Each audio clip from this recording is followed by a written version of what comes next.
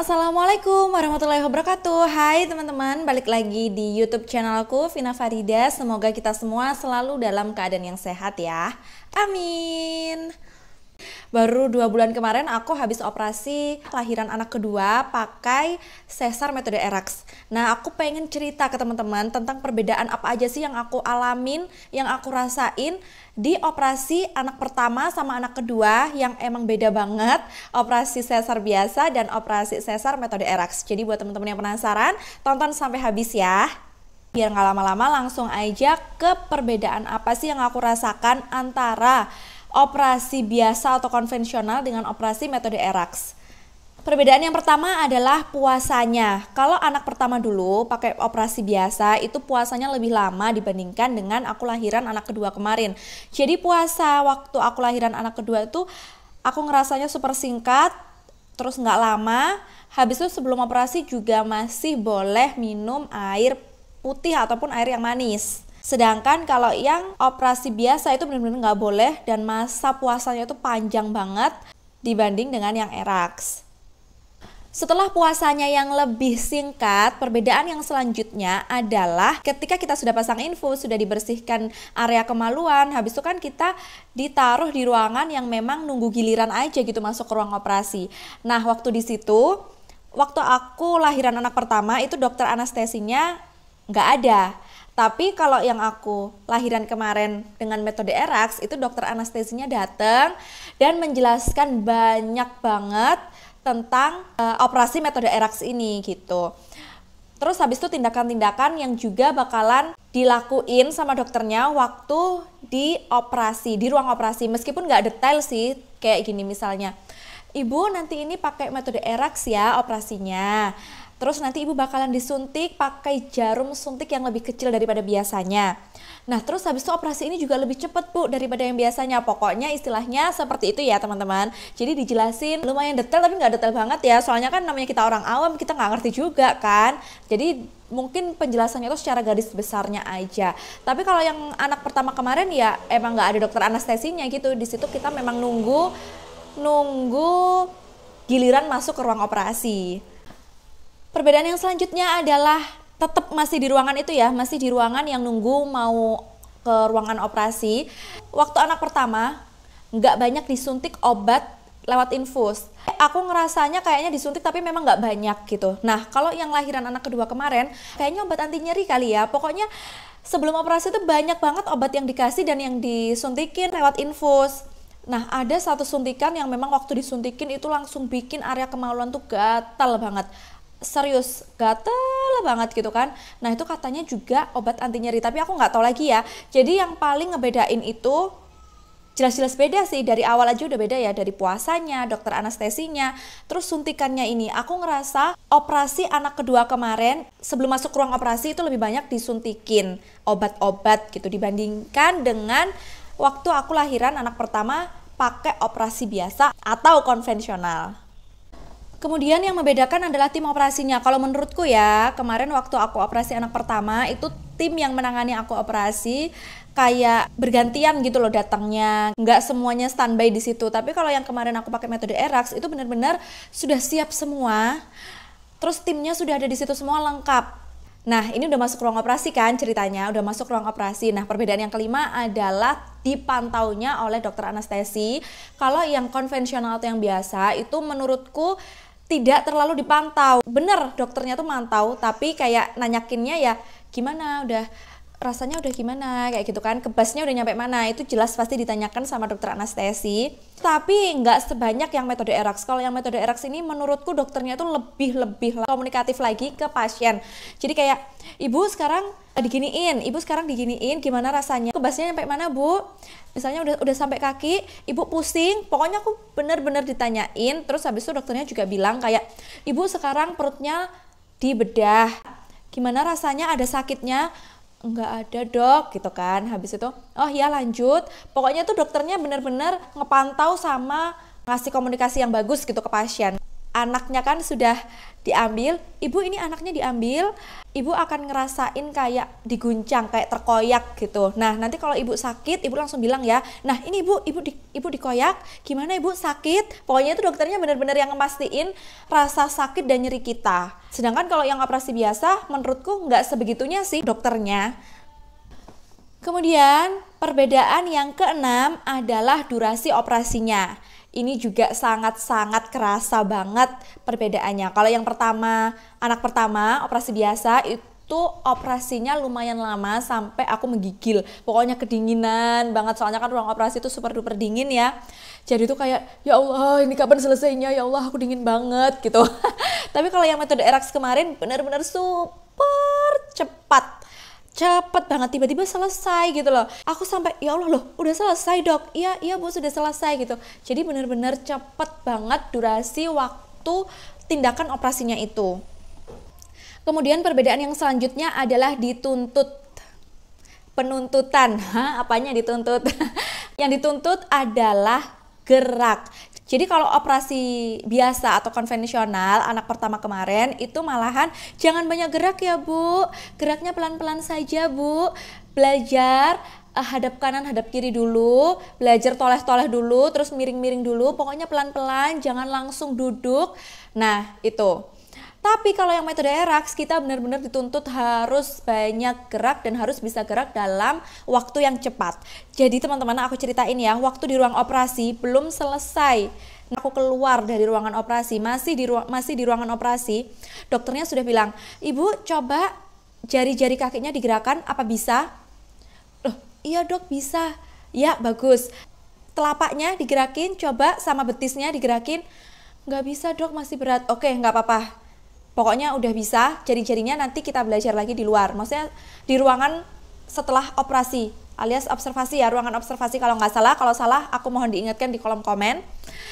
Nah itu aku sampai kaget, ya Allah ini masih di ruangan operasi, aku belum selesai belum keluar dari ruangan operasi aku sudah disuruh gerak. Sedangkan kalau yang operasi biasa ya udah kita nggak bisa gerak gitu loh, dan lama. Kalau nggak salah sampai 8 jam, 6 atau sampai 8 jam itu baru bisa gerak. Ya nggak sih, kalau kalian gimana rasanya? Kalau aku sih lahiran anak pertama kemarin kayak gitu. Jadi 6 sampai 8 jam pas ke operasi aku tuh baru kayak bisa ngerakin kaki pelan-pelan gitu. Terus habis itu miring juga pelan-pelan.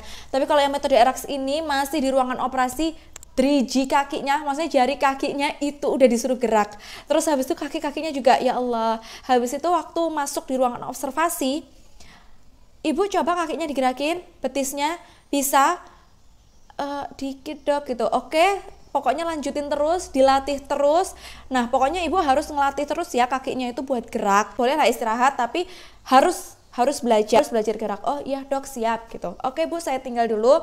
Nah jadinya aku ditinggal dulu. Pokoknya di ruangan observasi itu harus dituntut untuk gerak.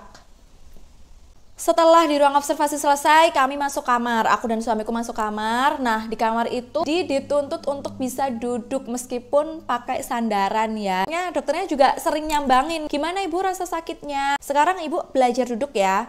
Jadi aku udah harus belajar duduk. Sedangkan kalau yang operasi biasa itu kita membutuhkan waktu seharian dulu ya, baru dibolehin duduk. Pokoknya masa penyembuhannya itu lama banget kalau yang operasi biasa atau konvensional. Sedangkan kalau yang metode ERAX aku ngerasa cepet banget dan aku bener-bener dituntut untuk cepet gerak, cepet sembuh. Udah dilepas infus sama kateternya, dokternya bilang gini, biar kalau kateternya dilepas, jadi kalau kebelet pipis nggak nyaman lagi. Maksudnya kan kalau misalnya kita masih dipasang kateter nih, ya udahlah pipis tinggal pipis aja gitu. Nah itu dilepas biar gerak gitu ya. Jadi dari ranjang ke kamar mandi, ke toilet. Nah itu sih yang aku rasain, sampai aku tuh ngerasanya kayak gini, ya Allah kok dituntut banget sih, kok masih sakit, kenapa kok dituntut banget. Tapi ternyata kan memang semua itu ada manfaatnya ya. Nah manfaatnya adalah kita lebih cepet bisa gerak, habis itu pokoknya lebih enteng aja gitu. Jadi nyusuin si bayinya juga nggak drama. Kalau anak pertama kemarin itu karena masih sakit banget, udah sakit, anak bingung puting, dibuat gerakan sakit banget ya. Pokoknya stres sampai nangis aku di rumah sakit. Tapi kalau yang kemarin anak kedua Itu karena kita disuruh geraknya itu cepat, jadinya enak aja gitu, miring ke kanan kirinya udah enak, duduknya sudah enak, itu padahal beberapa jam aja setelah operasi. Nah jadi waktu bayinya datang, terus kita nyusuin ya enak aja gitu, nggak drama, meskipun pasti ada dramanya, maksudnya itu kayak bayinya masih belajar nenen gitu ya, tapi itu enak aja gitu, maksudnya nggak terlalu sakit seperti yang operasi biasa atau konvensional. Kemudian yang aku rasain juga itu waktu operasi kemarin, operasi anak kedua kemarin, setelah operasi, setelah di kamar, dikasih obat anti nyeri, nggak tahu obat apa aja tuh yang dikasih, itu lebih banyak dan lebih sering ketimbang yang operasi biasa. Mungkin itu juga kali yang mempengaruhi rasa sakitnya, habis itu juga mempengaruhi kesembuhannya, mungkin itu juga kali ya. Terus juga obat anti mual, habis itu obat anti muntah, itu juga aku dikasih waktu operasi anak kedua kemarin. Sedangkan yang anak pertama itu sepertinya nggak sesering yang anak kedua. Jadi pasti teman-teman ada yang ngerasain kayak habis operasi, aduh pusing, mual, pengen muntah, kayak gitu. Tapi alhamdulillah kemarin waktu aku operasi anak kedua pakai metode ERAX tuh nggak ada sama sekali. Kayak ya udah enjoy dan enak banget gitu operasinya. Terus setelah operasi juga waktu di kamar ya enak aja, maksudnya gerak juga meskipun ada paksaan, ada tuntutan, tapi aku ngikutin, oke lah tuntutan dari dokternya diikutin nih gitu kan. Tapi itu yang bikin enak, ternyata waktu bayinya datang enak banget, kita sudah enteng banget untuk gerak, untuk menyusuinnya juga udah enak. Perbedaan yang selanjutnya adalah rasa sakit. Nah ini yang biasanya orang-orang sangat garis bawahin. Rasa sakitnya kalau ERAX itu nggak sakit. Tapi kalau yang operasi biasa itu sakit. Nah ini sih menurutku salah ya kalau orang tuh bilang kayak gini. Bohong banget kalau orang operasi pakai metode ERAX itu nggak sakit. Sakitnya ada, nyerinya ada, sengkring-sengkringnya ada, tetap ada. Tapi jujur aku akuin memang sakitnya itu tidak sesakit yang operasi biasa. Jadi kalau teman-teman nih belum pernah ngerasain operasi biasa, pertama kali lahiran langsung operasi dan itu operasinya sesar metode ERAX, pasti teman-teman ngerasanya loh kok sakit, ini kok sakit, katanya nggak sakit gitu. Nah tapi kalau bagi kami yang mungkin sudah ngerasain operasi biasa, terus habis itu operasi keduanya metode ERAX, itu sangat-sangat ketara banget perbedaannya. Kalau yang metode biasa, metode konvensional, itu sakitnya luar biasa ya, sakitnya luar biasa, seminggu itu masih sakit teman-teman, serius ini nggak bohong. Apalagi di rumah sakitnya ya, waktu masih belajarnya itu belajar jalan lah, belajar ini, Masya Allah sekali rasa sakitnya. Habis itu juga hilangnya itu lama menurutku. Bener, aku sempat bikin video waktu itu 2 minggu pasca operasi sesar, itu sudah sakitnya udah hilang, udah enak dibuat kegiatan. Bener banget. Jadi semingguan, 2 mingguan jaraknya. Tapi kadang di bulan-bulan berikutnya setelah operasi itu kayak masih ada sengkring-sengkringnya. Teman-teman ngerasain nggak yang udah pernah ngerasain operasi biasa? Nah tapi kalau yang metode ERAX ini Masya Allah banget teman-teman. Jadi kalian percaya nggak? Aku tuh cuma sehari aja di rumah sakit. Terus penyembuhannya itu mungkin cuma 3 atau 4 hari sakitnya hilang. Masya Allah banget. Dan aku seminggu setelah operasi anak kedua kemarin, seminggu, tepat 7 hari setelah lahiran, aku sudah ke tempat wisata di Kalimantan Selatan. Namanya apa aku lupa, aku bakalan tulis di bawah sini nama wisatanya. Aku sudah ke situ dan padahal wisatanya itu adalah wisata semacam gua air terjun gitu. Jadi ya naik-naik. Dan itu udah biasa banget, maksudnya tuh enak aja gitu, dibuat jalan juga enak. Jadi aku kayak mikir, oh mungkin ini yang dirasain, benar-benar perbedaannya itu, sakitnya itu. Enak aja gitu kalau yang ERAX, nggak terlalu lama. Oh mungkin ini juga tuntutan dari dokter yang disuruh banyak gerak, yang disuruh langsung gerak. Ya mungkin ini juga efeknya ke aku. Teman-teman tahu nggak yang viral di TikTok, habis operasi langsung TikTokan itu, aduh kayaknya entah itu rasa sakitnya dia yang minim, maksudnya toleransi sakit setiap orang kan beda-beda. Tapi aku tuh udah tanya ke teman-temanku yang memang operasi juga pakai metode ERAX, ya bener kok, mereka juga nggak bisa langsung joget TikTok setelah operasi ERAX. Setelah operasi sesar metode ERAX tuh nggak bisa langsung TikTokan, nggak bisa langsung joget-joget. Mungkin itu beberapa hari setelah operasi kali ya, waktu mereka joget-joget TikTok gitu. Nah aku juga udah confirm ke teman-temanku, gimana kamu pakai metode ERAX, sakit nggak? Iyalah ya sakit lah. Oh berarti benar nih, ternyata tetap sakit meskipun pakai metode ERAX, tapi memang sakitnya super duper minim ketimbang yang operasi biasa. Serius, operasi biasa atau konvensional itu sakitnya luar biasa sakit banget. Karena udah ngomongin rasa sakit nih, karena rasa sakitnya yang luar biasa, jadinya di rumah sakit waktu anak pertama itu aku 4 hari 3 malam di rumah sakit. Sedangkan yang metode ERAX kemarin aku cuma 1 hari aja di rumah sakit. Jadi alhamdulillah kayak orang lahiran normal. Kemudian perbedaan yang selanjutnya adalah ambeien. Kok bisa nyangkut sama ambeien? Karena waktu yang anak pertama operasi sesar yang biasa itu aku seminggu setelah operasi itu aku ngerasain ambeien yang banget ya, sampai waktu aku pup itu bener-bener darah segar itu keluar. Masya Allah sakitnya luar biasa ya waktu ambeien itu. Dan sedangkan waktu operasi metode ERAX aku nggak ngerasain ambeien sama sekali. Mungkin yang jadi perbedaannya itu, kalau menurutku ya, ini menurutku, nggak tahu lagi kalau misalnya aku salah. Jadi menurutku kalau yang operasi biasa, karena kita kan geraknya masih terbatas dengan waktu yang lama, jadi susah untuk buang air besar. Jadi kayak apa ya, saluran pencernaannya itu mungkin nggak normal gitu loh, karena kan kita masih proses penyembuhan, geraknya juga minim-minim, maksudnya dikit-dikit. Nah tapi kalau yang metode ERAX ini kan memang sehari aja kita udah disuruh gerak, udah disuruh makan, disuruh ini. Pergerakan yang banyak, mikirku sih saluran pencernaan dan di dalamnya itu juga udah mulai gerak dengan semestinya gitu loh. Jadi aku nggak ngerasain ambeien sama sekali. Pokoknya itu sih yang aku rasain, nggak ngerasain ambeien. Nah entah bener atau enggak karena geraknya atau karena apanya aku nggak paham ya, pokoknya itu yang aku rasain perbedaannya antara operasi biasa dengan lahiran metode ERAX.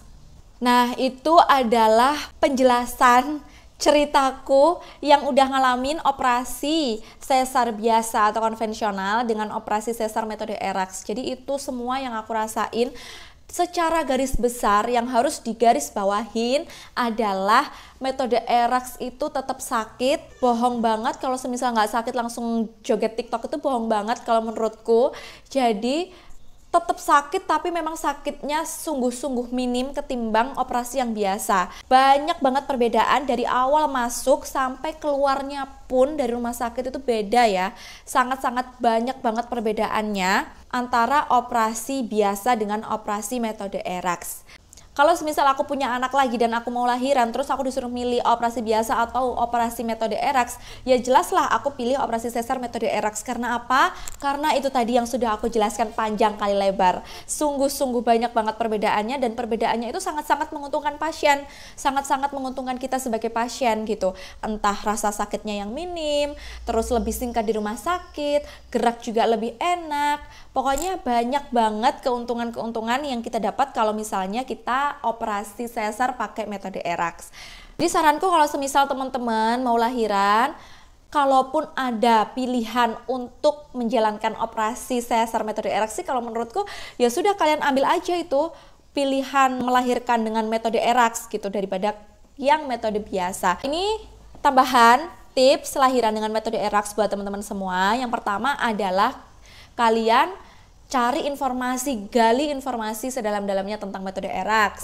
Kemudian setelah kalian mencari informasi terkait lahiran operasi sesar metode ERAX, yang kedua adalah kalian pilih dokternya dulu. Nah jadi semisal kalian itu punya dokter langganan atau dokter favorit, misalnya dokter A, kalian tanya aja, dok prakteknya di rumah sakit mana aja. Terus misalnya dokternya ngomong, oh saya prakteknya di rumah sakit A, B, C, D. Dok, kira-kira rumah sakit tempat prakteknya dokter yang ada metode ERAX-nya itu di mana ya? Gitu. Kalian tanya aja sama dokternya. Terus habis itu dokternya pasti ngomong, oh rumah sakit C, Bu, ada metode ERAX-nya. Nah, jadi kalian langsung menuju ke rumah sakit itu yang sudah ada dokter favorit kalian. Gitu sih kalau aku. Kalau aku kemarin sih gitu. Jadi, aku nggak cari rumah sakitnya dulu. Kan biasanya ada nih orang yang aku udah suka banget sama rumah sakit ini. Terus habis itu kontrol lah di rumah sakit itu. Ternyata di rumah sakit itu belum menerapkan metode ERAX. Nah, jadi kalau menurutku, kalian itu cari dokternya dulu. Dokter mana yang kalian incer, yang kalian bakalan percaya untuk menemani kontrol kalian sampai kalian lahiran. Misalnya udah ketemu dokter A atau dokter B. Terus kalian ya tanya itu tadi, tempat beliau-beliau ini praktek di rumah sakit itu yang mana yang menerapkan metode ERAX. Nah kalau semisal dokter A ternyata rumah sakitnya itu nggak ada sama sekali yang menerapkan metode ERAX, ya kalau aku sih kalian ini cari dokter yang lain. Terus caranya ya tadi sama, habis nemu dokternya tanya dulu dokternya itu praktek di mana aja, baru tanya di mana rumah sakit dokter yang praktek yang menerapkan metode ERAX. Kayak gitu sih kalau aku kemarin, jadinya lebih enak kan. Tapi ada juga rumah sakit yang memperbolehkan dokter itu masuk gitu loh, maksudnya tindakan di rumah sakit itu padahal dokternya nggak praktek di situ, tapi harus membayar dengan jumlah yang sudah ditentukan oleh rumah sakit itu. Nah itu dulu ya teman-teman, cerita tentang lahiran anak pertama dan anak kedua yang super duper berbeda. Yang pertama lahiran biasa atau konvensional, dan yang kedua lahiran operasinya pakai metode ERAX. Semoga ini ngebantu teman-teman semua yang emang lagi galau, aduh ini lahirannya pakai metode ERAX atau yang biasa ya, enakan yang mana ya. Terus yang emang pengen ngerti gimana sih bedanya operasi biasa dengan operasi metode ERAX. Semoga ini ngebantu ya teman-teman. Jangan lupa kalian like, comment, subscribe, dan jangan lupa juga kalian follow Instagramku di Vina Farida biar aku makin semangat bikin videonya. Semoga kita semua sehat selalu. Sampai ketemu di video selanjutnya ya teman-teman. Wassalamualaikum warahmatullahi wabarakatuh.